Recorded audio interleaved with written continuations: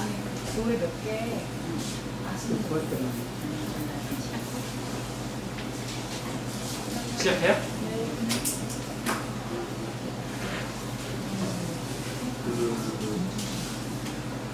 마녀망상에 대한 얘기를 할 건데요. 왜 마녀망상이라고 얘기하냐면 그 마녀라고 지목된 사람들에 대한 어떤 그 두려움, 또 그를 종교 재판에 넘겨서 차용한 이런 행위 자체가 일종의 망상에 기초합니다. 다른 말로 때는 액면 그대로 마녀가 있냐 없다라는 거죠.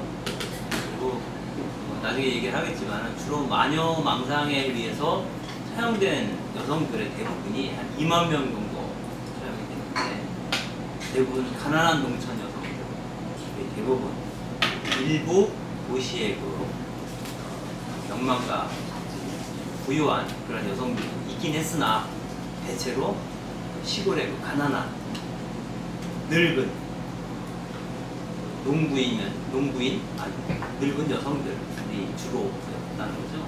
그래서 어차피 마녀 화형을 당한 사람들의 대부분이 그 사회에서 자기 목소리를 낼 수 없고 자기를 이렇게 변호해 줄 사람을 갖지 못한 그런 무력한 사람들이죠. 희생자가 되었기 때문에 마녀 망상이라는 게 거고, 그 마녀 망상을 잉태하게 된 몇 가지 조건들이 있어서 그래요. 근데 그 마녀 망상이라는 것이 그 초기교회 때부터 쭉 있었던 게 아니라 15세기, 16세기 한 100여 년 사이에 그 집중적으로 나타났다가 싹 사라졌거든요. 그래서 일종의 집단적인 병리적 현상이라고 볼 수도 있어요. 마녀라는 말 자체는 독일어로 헥세, 뭐 발음을 잘 모르겠는데 정확히 HXE라고 쓰는데 이것은 그 하가주자라고 하는 독일어로 그 이 말에서 그 발언하는 말이라는데 울타리에 올라탄 여자라는 뜻이에요. 울타리에 올라탄 여자. 딱 떠오르는 거예요. 빗자루를 탄 마녀 생각이 딱 나죠. 뭔가 하고 있는 거예요.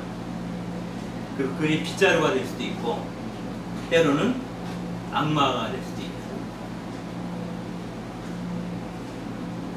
남자가 될 수도 있겠죠. 막 이런 것이 막 혼재되어 있는 말이라고. 그래서 그 마녀라고 하는 것은 그 주술을 통해서 그 자연을 마음대로 이렇게 움직이는 거죠. 그렇게 해서 그 악마와 결탁해서 불행을 낳는 존재들, 간악한 여성들을 마녀라고 얘기하죠. 근데 그 마녀에 대한 이야기는 사실은 처음에는 그 이단 문제랑 상관이 있어요. 이를테면 13세기, 14세기에 그 이단 운동이 한번 쭉 거세게 일어나는데 그 중에 하나 대표적인 게 이제 그 프란시스코 회랑 같이 그 마찬가지로 청빈 운동을 전개했던 거 말두스파라고 있어요. 말도파라고 얘기를 하는데 이 말두스라는 사람이 시작한 운동이죠. 그래서 그 당시 교회가 부패하고 그런 부패한 성직자들을 보면서 이제 전면적으로 비판하면서 청빈하게 살아야 된다. 그래서 복음대로 살 것을 요청하는 그런 운동인데 그 맥락에서 나온 큰 줄기가 이제 이른바 다시 프란시스코를 중심으로 하는 흐름이 있고 말두스를 중심으로 하는 흐름이 있어요.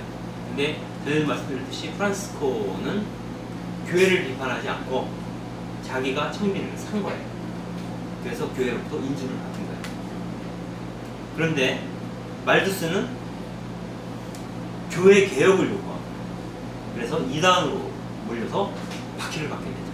그래서 스위스로 도망가고 그 알프스산 넣어서 그래서 엄청나게 많은 사람들이 말두스파 사람들이 학살을 당하게 돼요.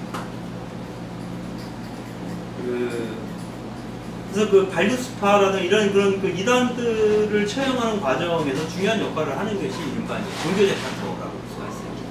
근데 이단들이 다 없어지고 나니까 종교재판소가 어떻게 될까요? 한가해진 거예요. 한가해진. 그러면서 새로운 이단이 필요한 거죠. 새로운 이단. 그 새로운 이단이 필요했는데 그 이단의 1순위가 누구냐면 유대인. 그래서 유대인들을 그 마법사나 마녀로 몰아서 죽이는 과정이 있고, 그 다음에 그와 동시에 이제 하층민 여성들을 대상으로 하는 마녀 재판이 진행이 되게 됩니다. 네, 그 보면은 주로 그 마녀 망상이 발생하는 지역이 전 유럽을 다 휩쓴 게 아니에요. 그리고 그 지역을 보게 되면 카톨릭 지역보다는 개신교 지역이 훨씬 광범해요. 그것도 희한해요. 그게 아마 출구 없는 전략을 썼기 때문에 그런 거 아닌가 싶은 생각도 아까 얘기했잖아요. 카톨릭은 수도회라는 게 있잖아요. 출구가 있는데 개신교는 출구가 없는 거예요. 여성들이. 그러니까 출구를 막아놓고 치니까 여성들이 이런 형태로 나타난 것이 아닌가. 책에는 안 나오는데 제 생각에, 제 느낌은 좀 그런 느낌이 있어요. 왜 개신교는 이렇게 많았을까? 이를테면 카톨릭의 본산이 이탈리아에서는 거의 없어요. 이태리 북부 지역에서만 일부 나타나요. 그리고 그 종교재판소가 가장 활성화된 곳이 스페인이거든요. 스페인에서도 마녀 화형이 거의 없어요. 그러면은 주로 어디서 있었냐면은 그 이태리 북부와 프랑스에서만. 그 다음에 알프스 지역, 그 다음에 독일 중남부, 그다음에 벨기에, 네덜란드, 룩셈부르크, 스코틀랜드. 이게 북쪽이에요. 북유럽 쪽. 근데 북유럽이라고 하는 것은 뭐냐면 우리가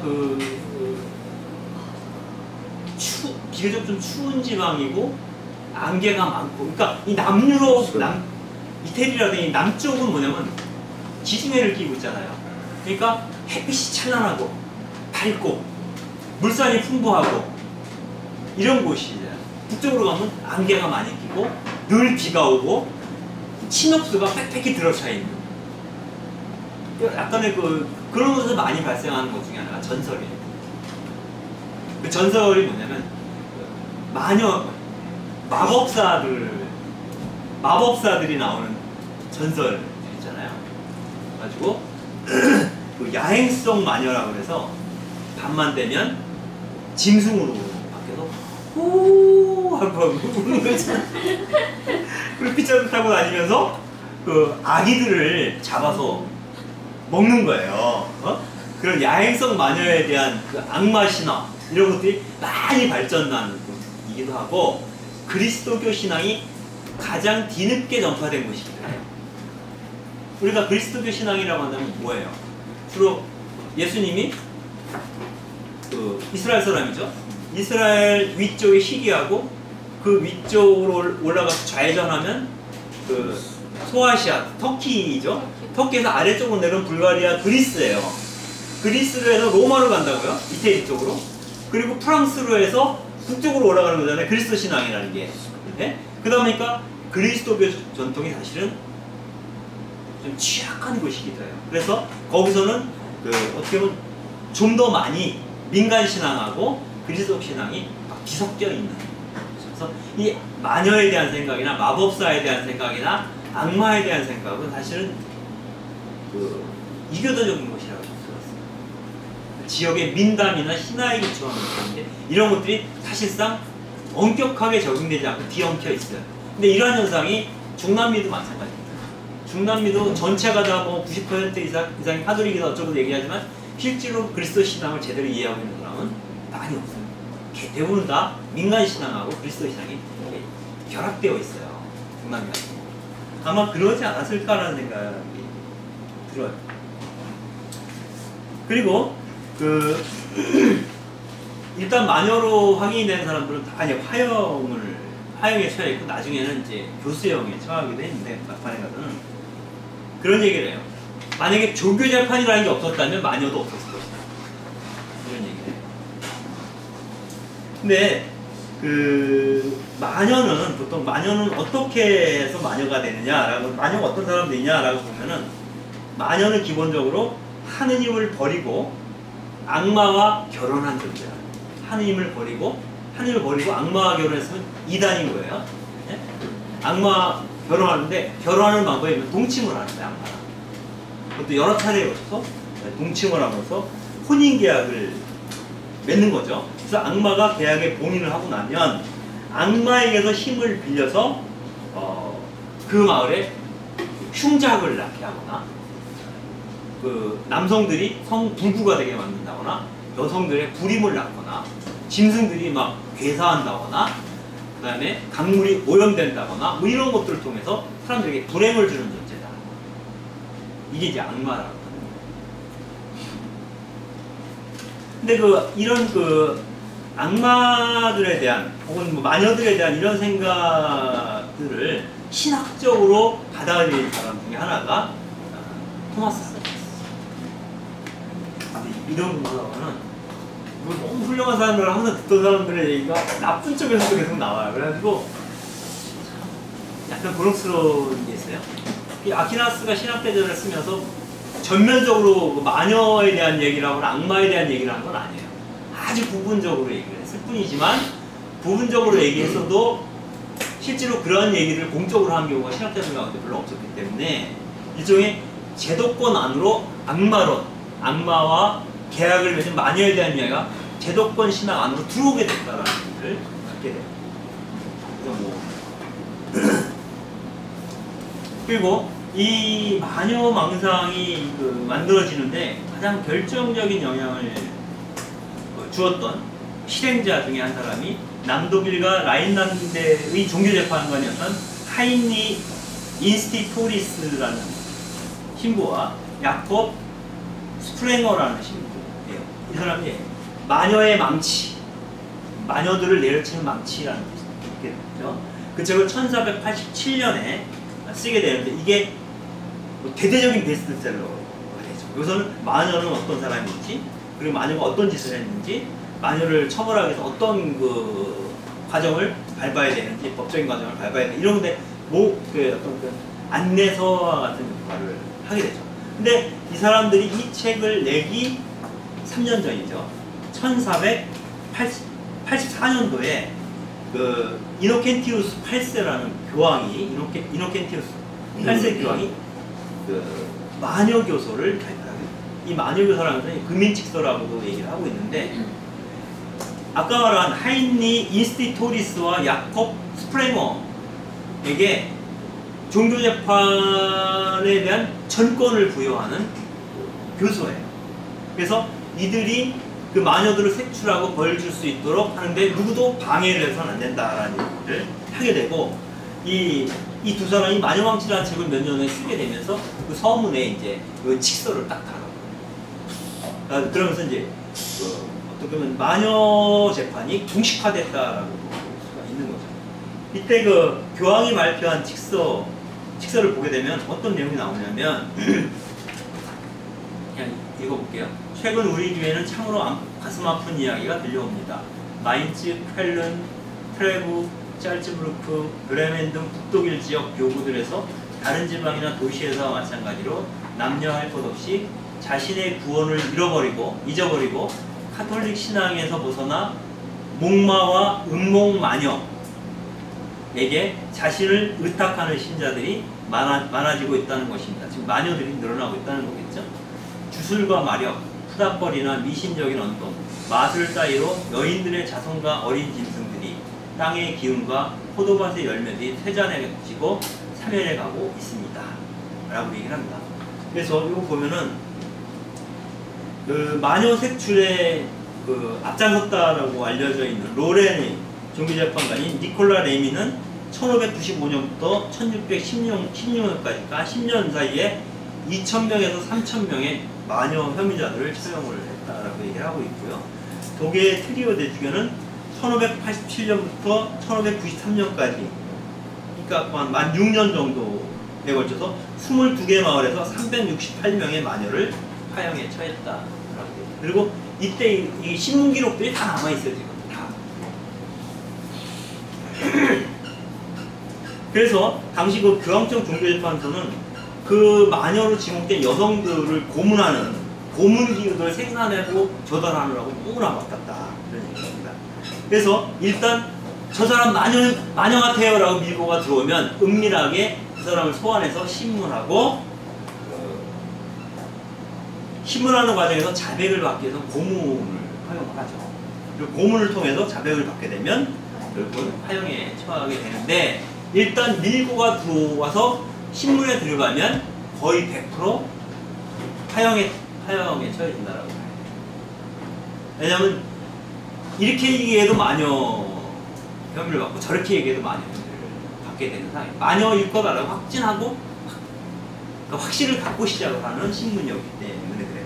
그리고 그 가혹한 고문기구들이 허용이 되는데, 이것은 뭐냐면 그 마녀 재판은, 마녀들은 그 일반적인 그 범죄가 아니라는 것은 예외적 범죄다.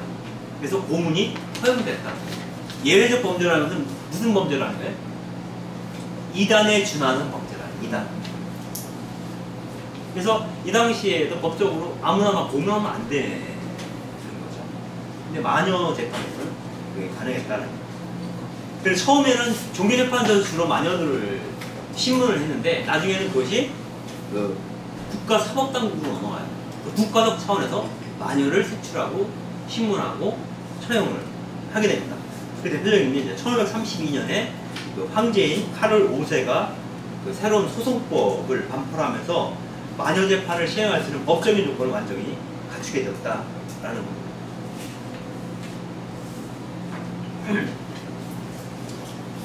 여기서 어떤 사람들이 주로 그 마녀로 지목이 되었냐라고 한다면, 이것이 이제 그 당시 기본적인 생각은 뭐냐면, 그 패스트가 만연을 했어요. 패스트가 만연을 했고, 그 다음에 백년전쟁이라든가 이런 전쟁들이 있었고, 그리고 기근 이런 것들이 하면서, 그리고 그 시기에 교황이 아비뇽으로 유폐돼요. 아비뇽 유수라는 게 있어요.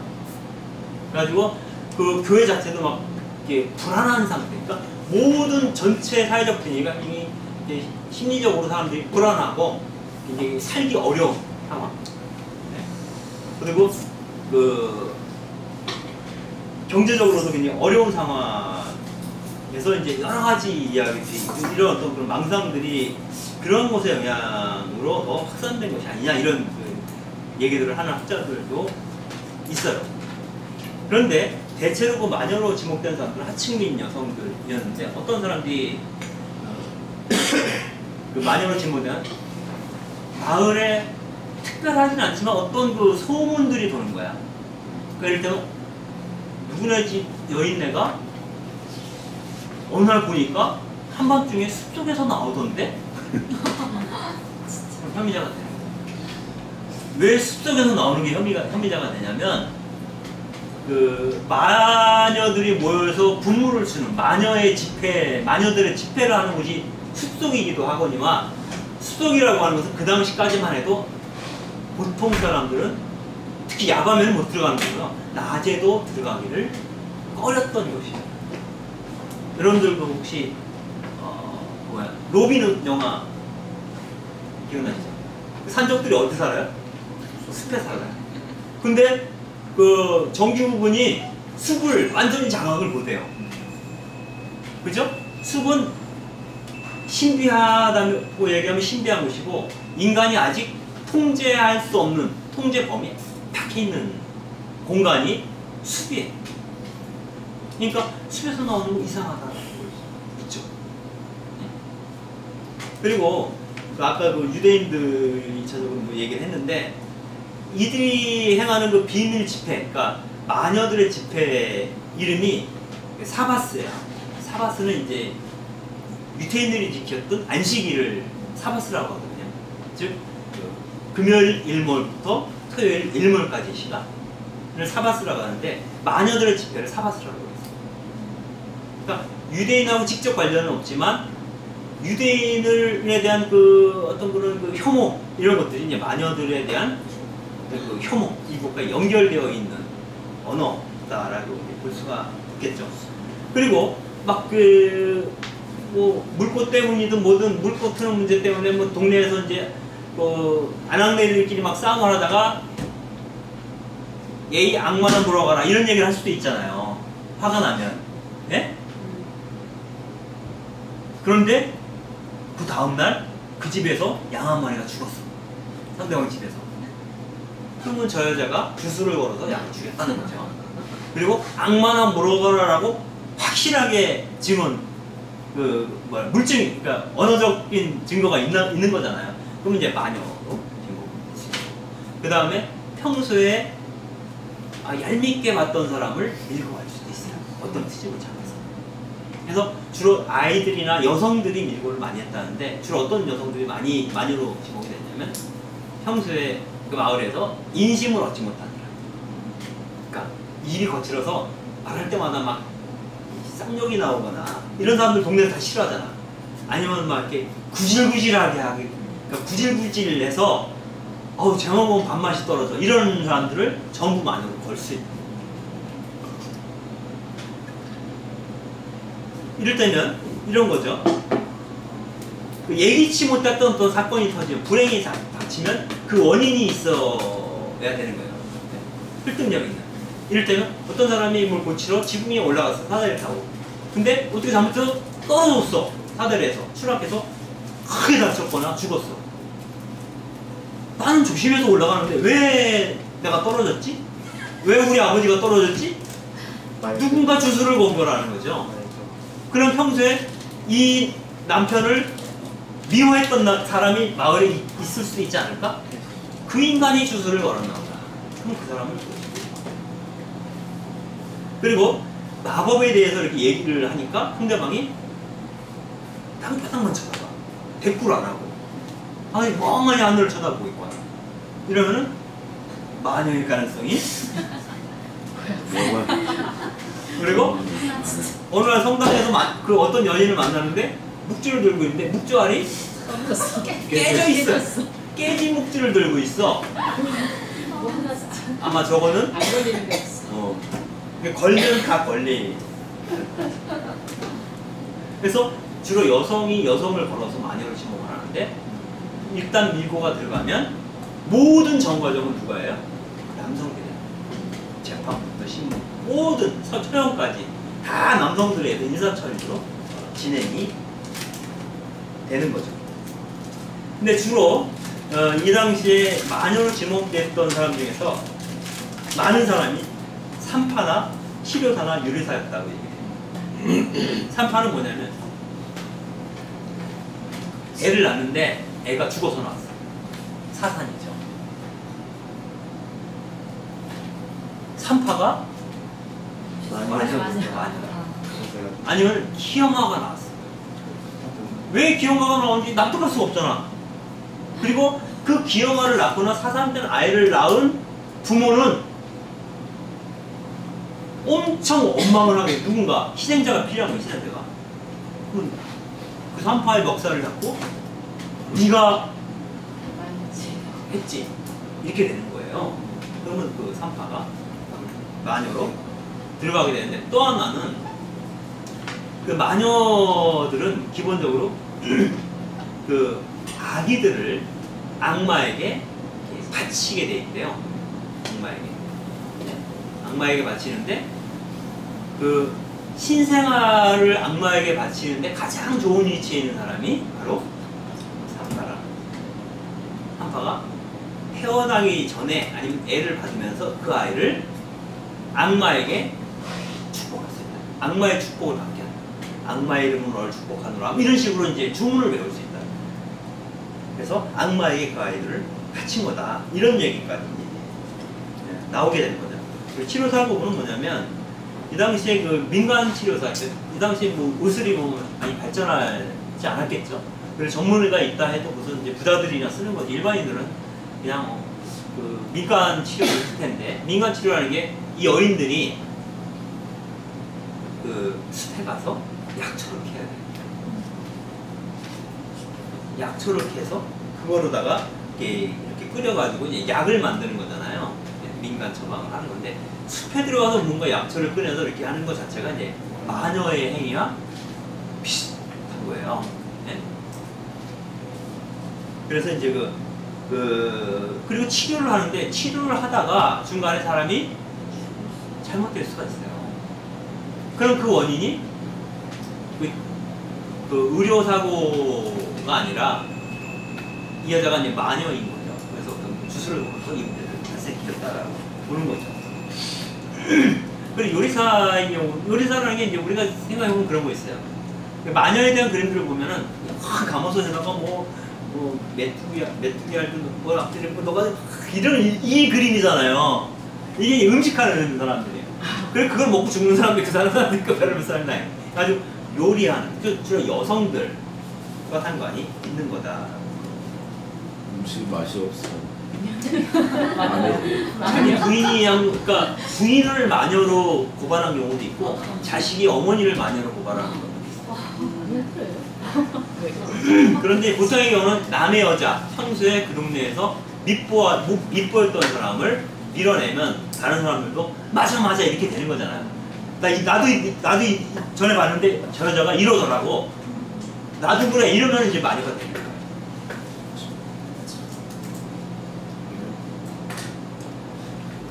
그런 것도 있어요. 그 마녀들은 물속에 집어넣어도 안 죽는다는 거예요. 네? 물속에 집어넣어도 안 죽어. 그러면 물속에 집어넣었어. 근데 안 죽고 살아나왔으면 마녀야. 죽어야 돼. 그죠? 어차피 죽어야 돼. 그러니까 처형을 죽이는 거야. 근데 물속에 들어가서 죽었어. 그러면은 누명을 벗고 정결하게 천상에 갔다는 거예요. 그러니까 한 번 밀고 되면 이래도 죽고 저래도 죽고.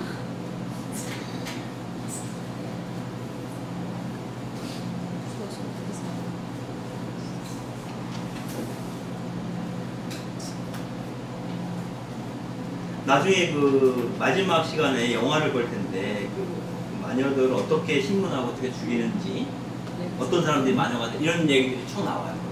그래서 그 영화를 나중에 맨 마지막 시간에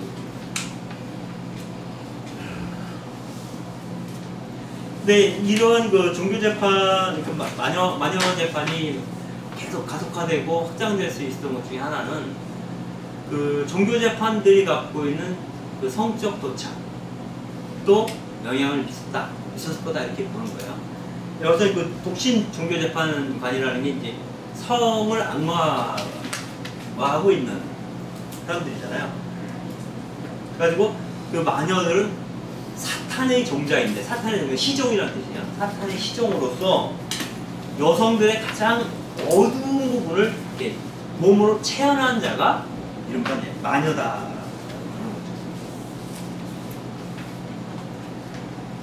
그래서 그 당시 마녀로 그 죽임을 당한 사람이 한 10만 명 정도 이상이었다고 하는데, 그 게르하트 쇼르만이라고 하는 사람은 어떤 얘기를 했냐면, 이 마녀 재판은 유대인 박해를 제외하면 유럽에서 전쟁에서 비롯되지 않은 가장 엄청난 인간에 대한 인간의 집단 학살이었다 라고 이제 이야기를 합니다.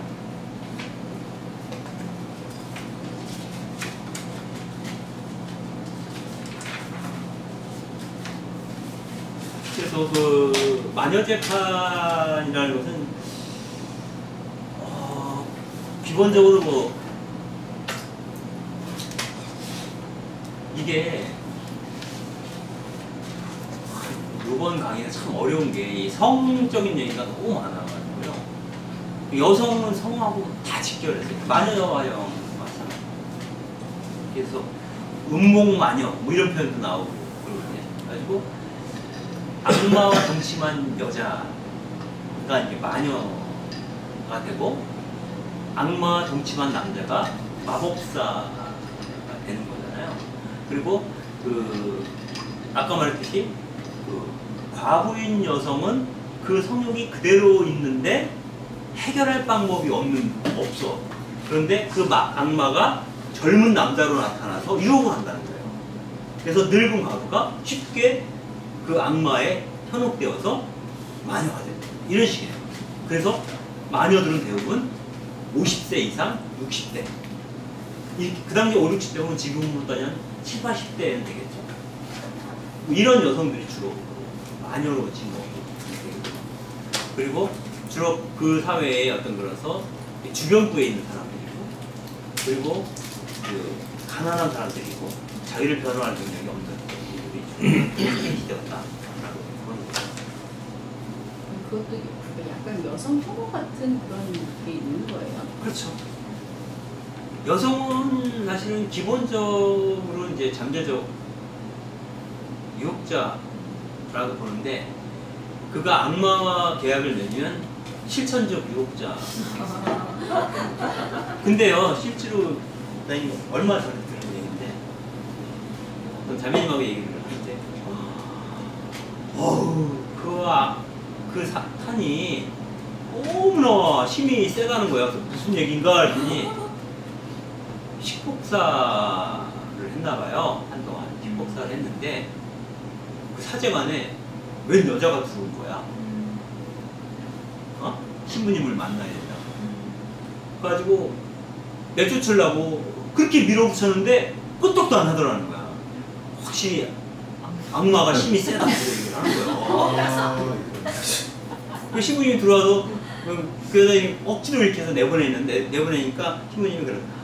저 여자 저기 원당에도 갔었고 저기 원당에도 갔었고 거의 상습범이야. 그러면서 이렇게 얘기를 하더래. 그러니까 이 자매님 생각에는 사제를 유혹하기 위해서 사제관에 들어온 그 여자는 마녀, 악마라고 해서 사탄이라고 해요. 사탄이라고. 그러니까 나쁜 여자는 그냥 마녀인 거야.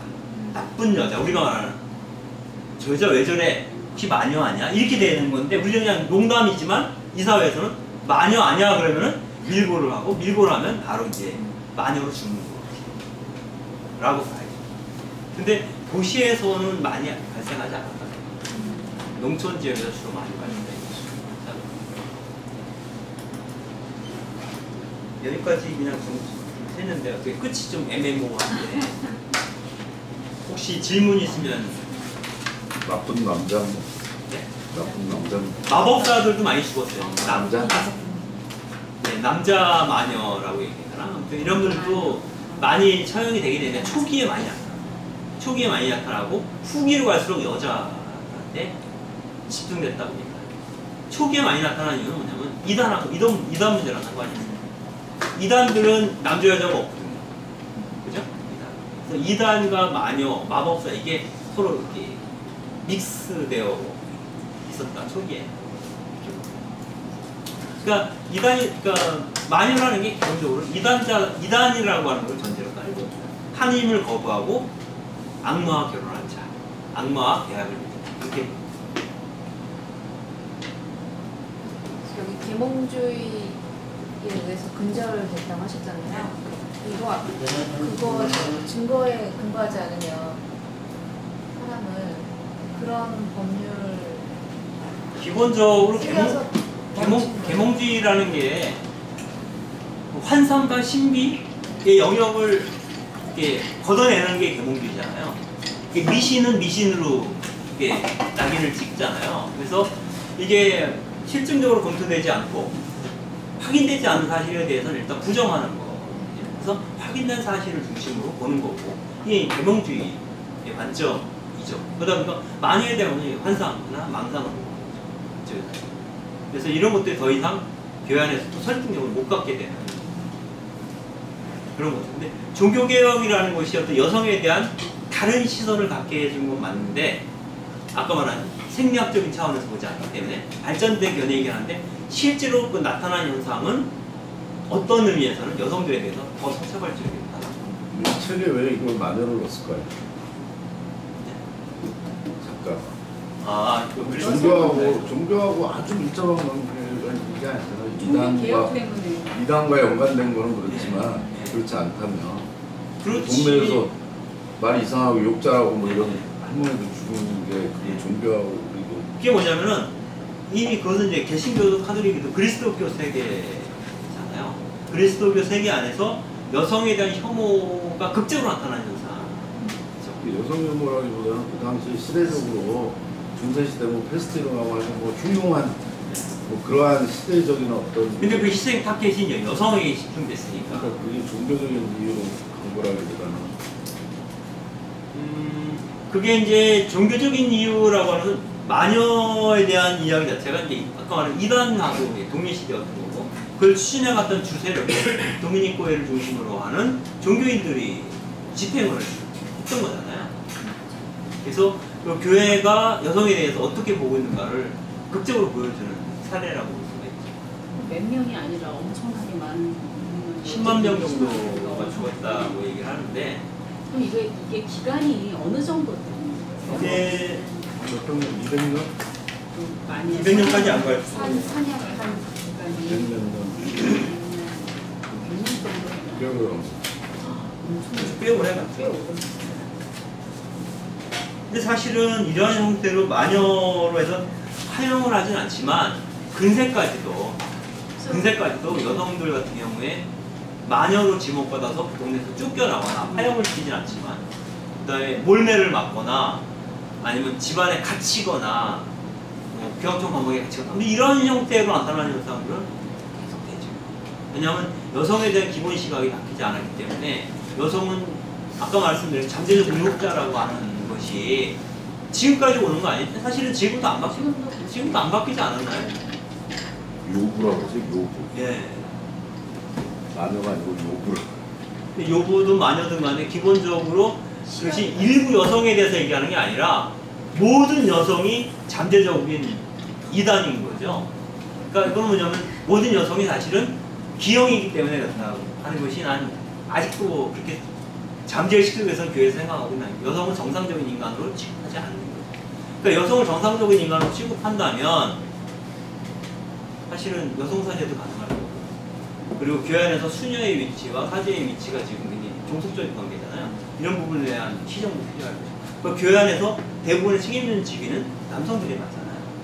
이런 것들이 사실은 눈에 보이지 않게 아직까지도 여전히 우리 교회 안에 남아있는 견해다라고 보는 거죠. 그리고 여자가 약간 이상하게 하면 마녀처럼 쳐다보는 경향이 지금 있죠. 그냥 농담처럼 하는 것도 항상 여자가 문제야. 이렇게 그런 거 있잖아요. 뭐 신부님이 뭐를 해, 신부님이 선택을 하는 건데도 여자가 문제야. 이렇게 얘기하면 꼭 신부님이 아니더라고. 여자가 왜 저래? 그런 그게 다 밑에 깔려 있는 거 같아요. 뭐 옛날부터 내려온 거지. 이야기를 하는 것도 여자들이죠. 어? 그렇게 이야기를 하는 맞아. 사람들도 여자. 그러니까 우리가 막 공공이잖아. 여자가 왜 나서? 근데 실제로 여성 그 마녀 밀고를 한 사람들이 대부분 여성들이에요. 여성들이니까. 여자들끼리? 남성들은 사실은 여자한테 관심이 별로 없고 여성들은 그 생활 속에서 계속 부딪히잖아요. 이게 대부분이 큰 대도시가 아니라 작은 소읍에 조금 농촌 사회에서 이런 일이에요. 그러니까 이 사람의 그 일상을 다 알고 있는 사람들끼리 서로 밀고를 하는 거예요. 이게 그 정신적으로 굉장히 피폐한 상태에서 가장 그 동네에서 약한 자를 치는 거예요. 강한 자는 못 치. 굉장히 가슴이 아픈 거잖아요. 가난하고 그런 것도 저기 해 죽겠는데 거기다가 마녀로 지목돼가지고. 근데 이제 그런 얘기들 그럴 만한 이유가 다 있어 뭐 이런 얘기를 또 해요. 그럴 만한 이유가 다 있어. 가난하고 뭐고 떠나서도 뻑하면 욕이야 저 년이 이렇게 되는 거야. 유모차는 그냥 아웃시켜버리는 거예요. 그리고 그런 빌미를 찾으려면 그러니까 사람들은 자기의 가난에 대해서 서로 가난하니까 다 가난한 상태이기 때문에 자기 가난에 대해서 납득할 만한 설명이 필요한 거예요. 나의 가난에 대해서. 이번에 농사 망친 거에 대해서 납득할 만한 설명이 필요한 거예요. 아니면은 참수고. 그게 마녀 때문에. 그래서 마녀가 처형이 되면 이제 좀 나아지겠지. 뭐 이런 어떤 그 바닥 생활자들의 정서가 갖고 있는 그런 거 작용을 했을 거다. 그러니까 그 아까 패스트 있잖아요, 패스트. 그러니까 흑사병이 돌았을 때로 그 남자들이 많이 죽고 여자들이 많이 살아남는데요. 그래가지고 이 당시에는 여성의 숫자가 남성보다 훨씬 많아요. 그러니까 전쟁도 있어요. 전쟁 때 누가 죽어요? 남자들이 죽고 흑사병이 걸렸는데 여성들이 좀 이렇게 내성이 면역력이 더 높았던 모양이에요. 흑사병은. 그래가지고 그 패스트가 돌았을 때 여성들이 많이 살아남고 남성들이 많이 죽었어요. 그러니까 과부들이 많았어요.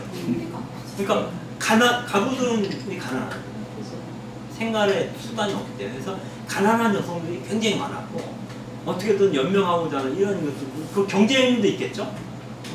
이를테면 우리가 이제 시골살이 할 때 고사리 끈으로 산에 고사리 끈으로 이제 봄 되면 고사리 비 온 다음 날 아니, 비가 딱 그치면 낮에 비가 그치면 바로 이제 산으로 가요. 고사리 끈 비 온 다음에 팍 올라오니까 딱 가면 저도 이제 늘 가는 곳이 있어요.